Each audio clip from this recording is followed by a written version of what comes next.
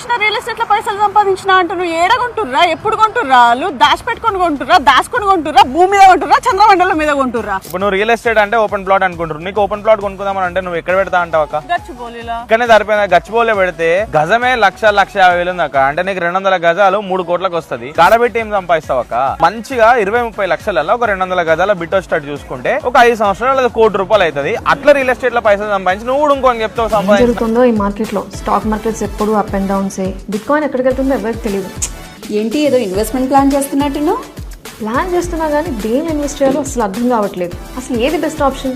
Stock మార్కెట్లో ఎప్పుడు చూసినా అప్ అండ్ డౌన్స్. ఇప్పుడు పెడితే అది ఇంకా డౌన్ అయిపోతాయి. ఒక్క స్టేబుల్ ఆప్షన్ అయితే ఉంది నీలిమా. ఏంటది? Real estate. నీకు గుర్తుందా 10-12 ఇయర్స్ బ్యాక్ రియల్ ఎస్టేట్ పడిపోయింది అన్నారు, కానీ ఆ వెంటనే కోలుకుంది. ఇప్పుడు రేట్లు ఆకాశాన్ని అంటుకున్నాయి.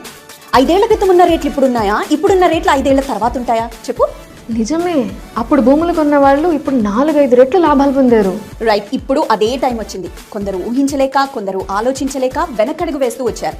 కానీ నిజంగా తెలివైన వాళ్ళు ఇప్పుడు కొంటారు, పెరిగాక లాభపడతారు.